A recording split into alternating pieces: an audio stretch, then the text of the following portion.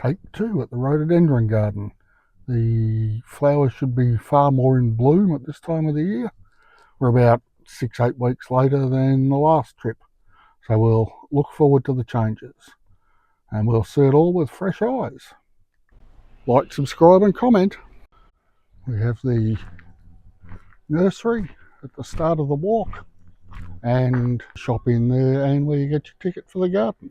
We'll head along the Noel Sullivan walk today with the blue triangles.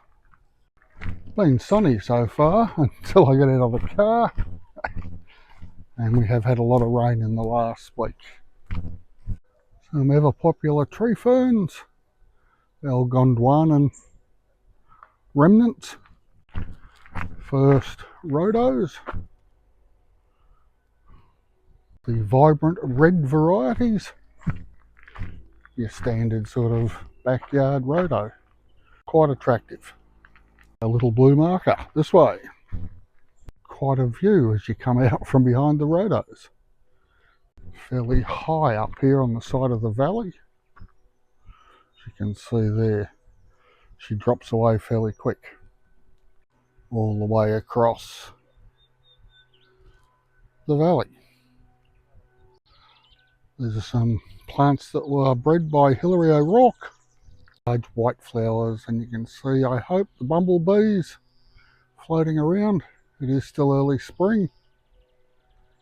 We're starting to head downhill again. More flowers ahead. As I said, we've had a fair bit of rain and they've affected some of the blooms, but these are still holding up not too badly. And these that are just bursting bud, not affected by the rain at all. Somewhat attractive, vibrant pink. And then a cascade of white across the path. And there's the hint of pink in the white. Really quite vibrant. You can see why they were brought back to Europe from all over Asia. And if you've ever been to Killarney National Park in County Kerry in Ireland, you'll know what a weed they can become as well. So, swings and roundabouts. More whitish than pink, but still a hint of it there. Dancing in the breeze. More tree ferns there. And someone using some sort of a petrol-driven machine in the background. I don't know if that's being picked up by the mic. Someone who doesn't do heights all that well. It's very disconcerting to have no railing along the edge of this path. Almost a greeny coloured, very pale lime, just starting to burst bud. A little bit further behind on the same bush. Ones look more like rhododendrons, but they're so closely related. The leaves seem smaller. I may be in error. It wouldn't be the first time. Behind this one, we have a vibrant red in the sunlight there. There are so many colours, so much light. Even in the shade they're bright. The variation on that lime one that's coming out fairly white by the time the flowers are out. But you can see the lime in the earlier forms of the flower. More of the pink and the white. And on the other side, the red, which has been blooming for a while by the look of it. And this is the tail end of it. One of my favourites, the silver birch, is just starting to burst into leaf. They go up a fair way. And we're standing about halfway up their height on this path. Very attractive trees. And you can see the drop off from the edge of the path as we're heading downhill. Variety and the blue arrow to keep going. That one there has huge leaves and you can just see the white flowers at the back. It's an unusual variety. Burst of pink with the light bouncing off it. And a stunning white creamy flower. They are truly magnificent. We get to the one on the path. Put my hand in there so you can get some idea of size. Little bit of a view across the valley. Those large green trees there are native blackwoods, a legume variety. Now when I said that little shrub up the hill was large leafed, these are enormous with very attractive white flowers. Nice little conifer here with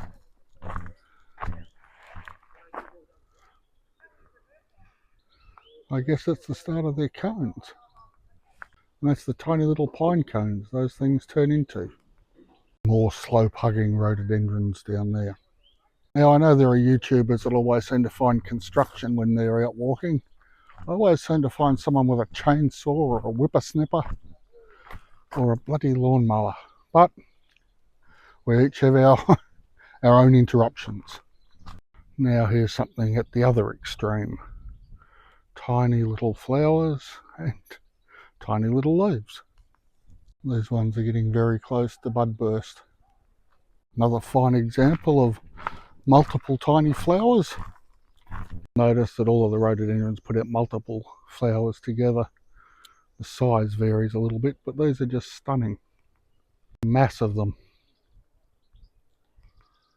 Another interesting conifer here.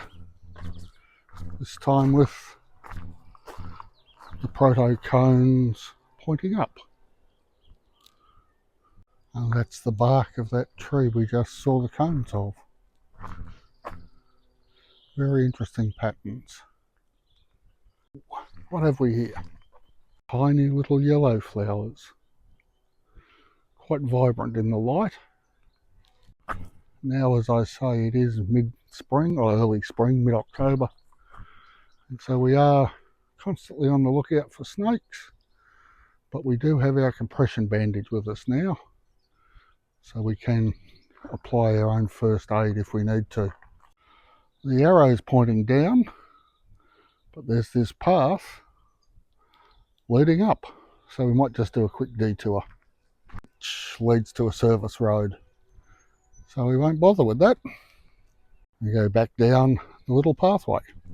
And here you can see a plant that's been through the flowering process. And there are little seed heads that gather on the plant. Quite a few of them. And following the blue arrowed path. I think we came up that way last time. No dramas. Heading this way, according to the arrow. Active walk it is too. Quite a reasonably steep hairpin bend. Feeling it in the quads. Another red one. And some new spring growth. You can tell from the colour. It's a much lighter green. And in here are the flowers. A way spot if you feel the need. These lilac ones. Wow. Lots more white when you get in close. And of course bees. Bee. We'll see if we can find a bumblebee. Tasmania is the only state in Australia that has them. They're a very low level ground covering variety. From Sichuan, I believe. Tiny little flowers. Another small leafed variety. You can see from the small petals. You can see from the size of the bee there. They're definitely out and about today. Continues on downward. A bit pinkier and fade to white over time. Very pink as they burst bud. Very pale as they get to the end of their time. Burst of colour off to the right. Some more of the smaller petalled varieties. A figure of beauty in each one. Yeah. Not sure if it's being picked up in the mic, but we're getting the noise of fellow humans. Vibrant purple variety there. Of the tiny white varieties. Ray of pink colour down there. I think we're heading that way. There's a path down there. We'll see. Swing round the corner. Under another pine tree. A lot of fallen petals up here, so this one's Looks like it's at the end of its days, full flowering. I would have thought, but is where the flowers are coming from. Masses of them. This one just up the track, getting ready to burst bud. Another silver birch, I believe, as we head round the corner. Another blue arrow and continue down the hill. Just about to walk under the canopy of a pine tree and a rhodo. Really quite calming in under the foliage of this mini avenue. Off to the right, I think we'll work our way down to that Chinese pagoda. The footpath continues on rather pleasantly. Little sign back there tells us that most of these are from Sichuan in the southwest of China. Some from Hubei in the northeast, so swings and roundabouts. An ancient tree fern. The old Gondwanan forms. Birch barks again, love them. Just stunning. Up to a series of colour changes. Nice red ones. A standard sort of garden variety that most people have. And another example before fading into fairly popular as well. On the other side of the track we've got some very vibrant orange. From those whites we have huge pink ones. Just masses of pink filling the air. Magnificent. Come to a crossroad. Always dangerous in ancient mythology, ask Oedipus. But the arrow tells me to keep going forward. We will, but it is extraordinarily steep. I'm hoping the grip on the shoe holds. Swing round to a somewhat flatter area. There's a view across that part of the valley. Quite impressive. And they have a handy blue triangle. This is down onto this pathway.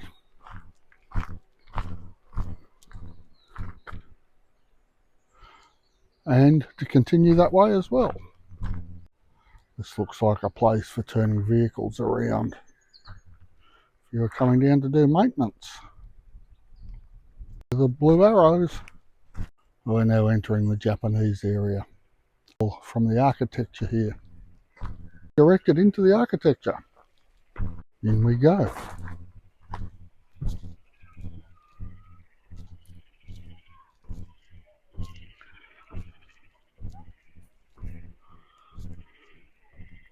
A horticultural representation of the Sea of Japan, apparently. Maybe a platypus or two. Still haven't seen one yet. This is the inside of that structure. Perhaps a tea room, who's to know? Across the flagstones.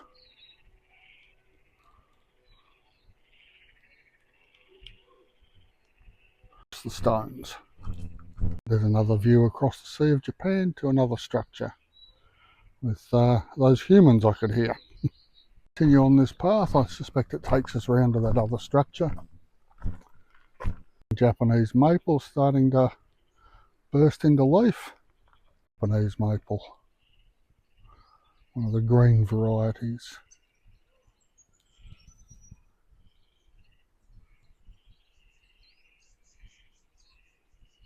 And from the high point on this little track, the Sea of Japan, in the Emu Valley Rhododendron Garden. A little bit of a water feature coming off the edge of a stream. And a memorial Ukimi lantern to the memory of Peter Royston Gray, who passed back in 2016. Another covered entranceway and what looks like a tool shed in the background there. Very Japanese. The sound of running water. quite calming. Nope, I was wrong. It's a pump house behind me. And standard Japanese willow, Japanese maple. Appears to be cherry blossom.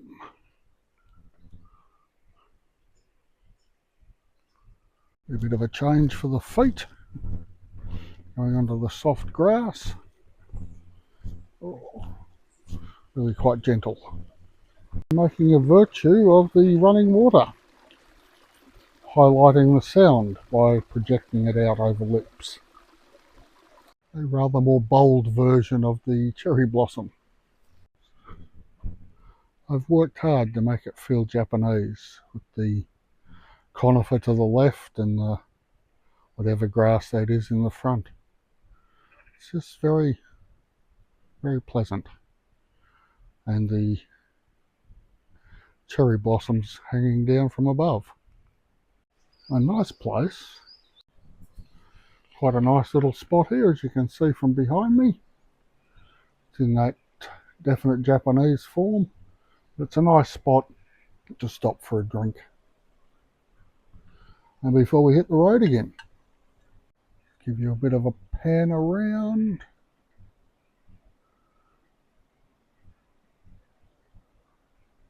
Very restful.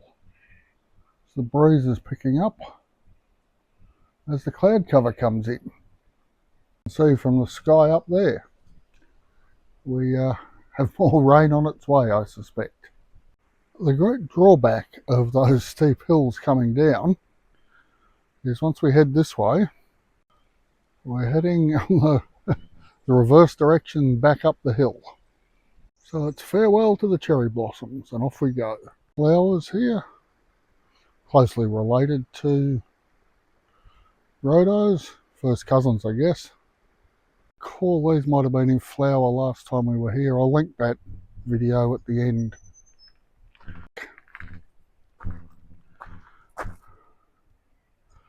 I suspect we'll be zigging and zagging quite a bit.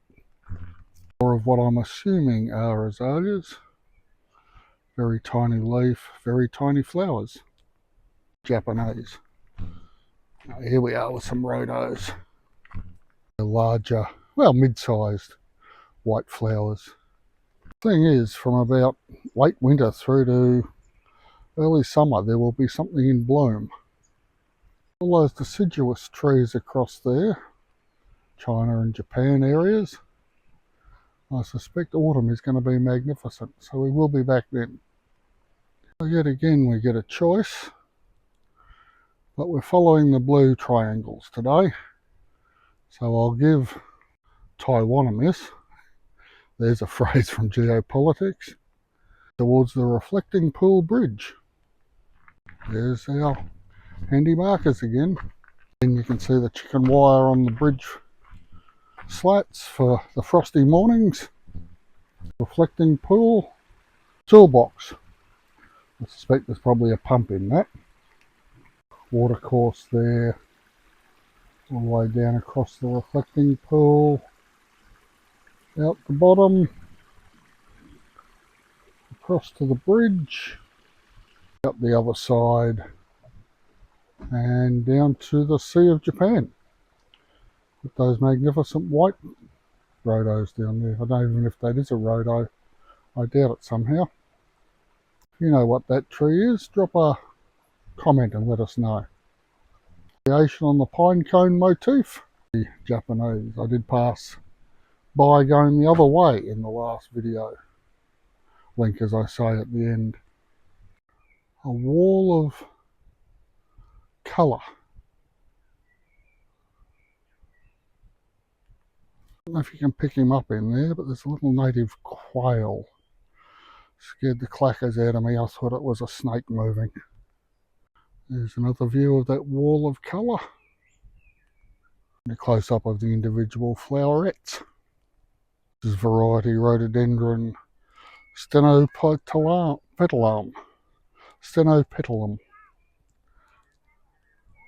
It's after lunch and we're having more humans about.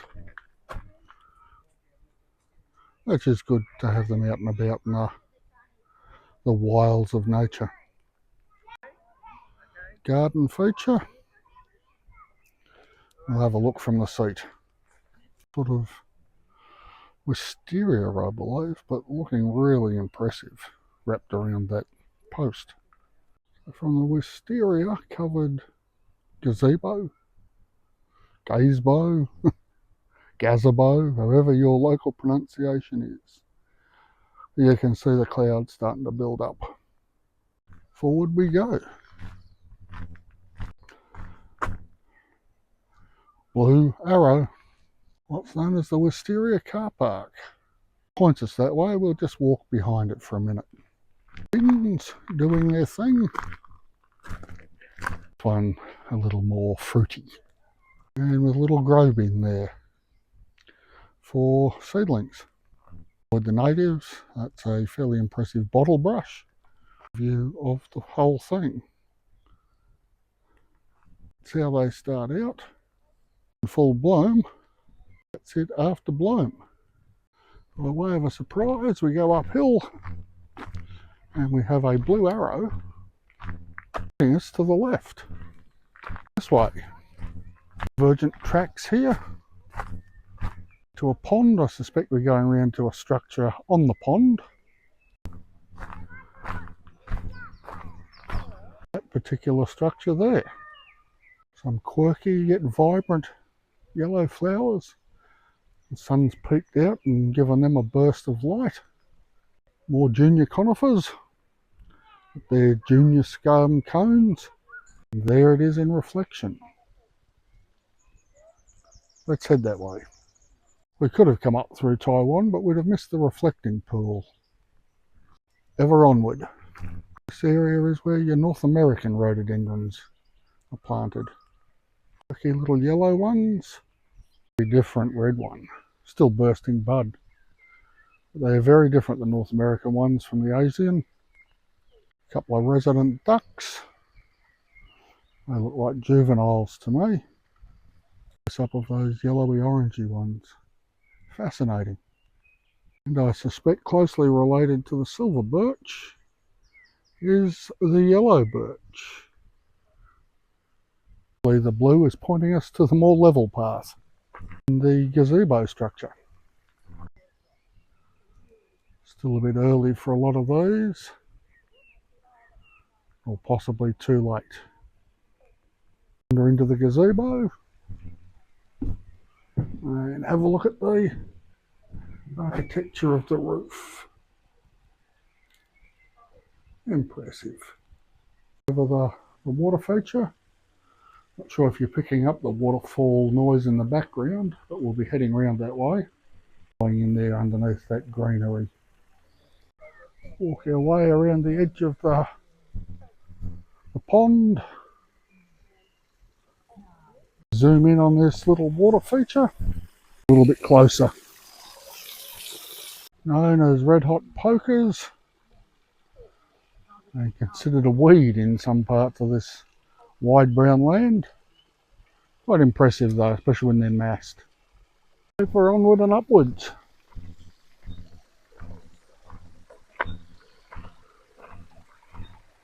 AstroTurf Bridge. Look out for AstroTurf trolls, I guess. Fairly fast flowing water. Across the bridge. And down to that water feature we were just looking at. And then into the pond. You can see the brown spots on these from the effects of the rain. But I hope they still got pollinated.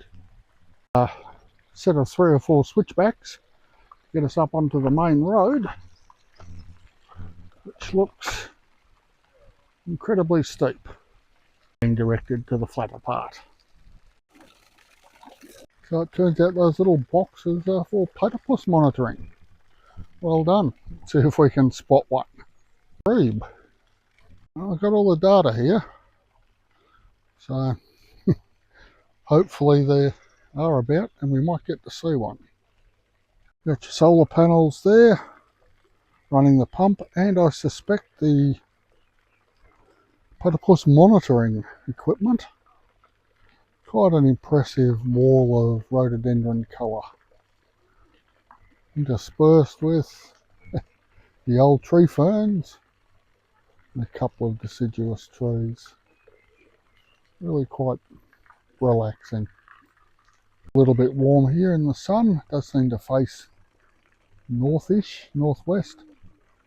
So it would be really quite warm in the summer months. But sitting here at the moment under the shade of the clouds, it's really, really very nice. We'll get moving again in a minute. We'll work our way up to that building up there where they have the coffee. And we'll do a bit of a summary when we get there and a bit of a think about who this walk would be for. I'll take that as a sign. And it's just come back out. But as you can see on the water there, the breeze has picked up as well. Flashes of colour along here. Pretty sure that's an azalea.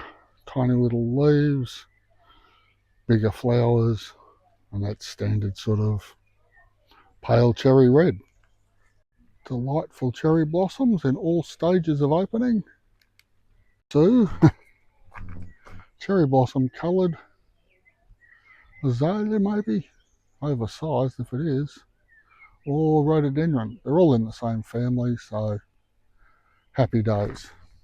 This way to go.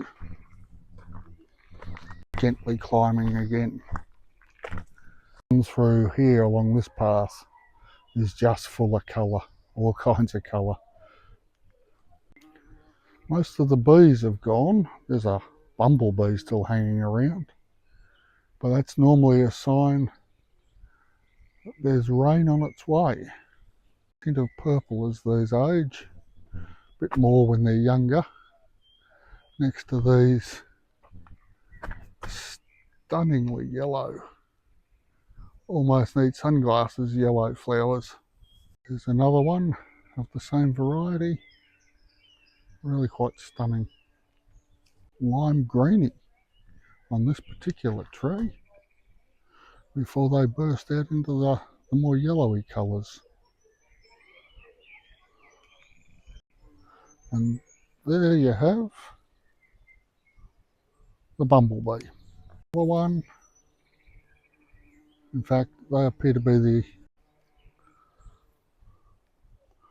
only pollinators out and about at the moment.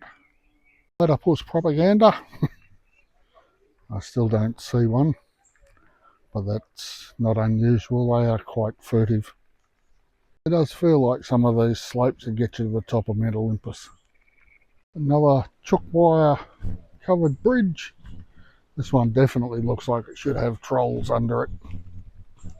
Rather ideal platypus environment down there, which is there too. They burrow into the banks for their burrows and lay their eggs and raise their young in there. Looks like we're looping the platypus pond. Rather majestic, definitely trimmed of its old fronds tree fern bursting forth in the spring. Roll from what looks like fiddleheads. Look one of our big leafed beasties. A hand there.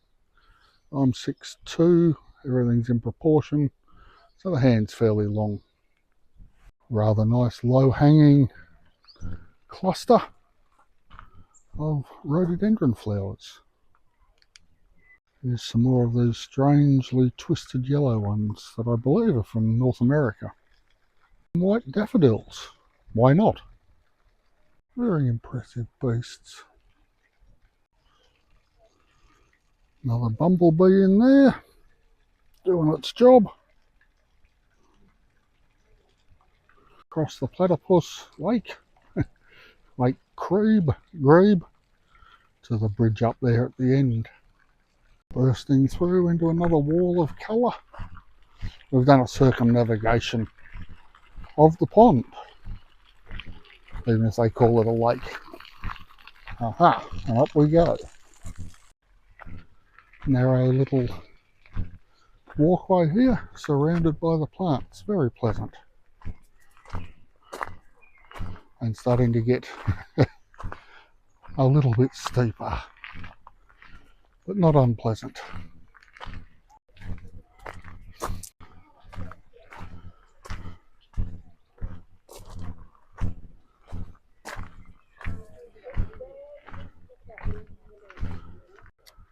And there we have a blue arrow and a coffee shop. Interesting conifer. Unfortunately, but from a distance, still really impressive. Ain't nature grand? Back into the depths and out to the car park and follow the arrows. One last look back, our way round to the coffee shop. Here's the view from the coffee shop. Really quite impressive. A lot of agricultural country over the back. Gentle walk, took me a couple of hours, not unpleasant. Wouldn't recommend it for wheelchairs unless you've got someone who's really fit. No bicycles are allowed. It's just a very gentle, pleasant place to come. Any time of the year there'll be something happening. Perhaps not the height of summer, but then you might see more platypus, so who knows. Highly recommended.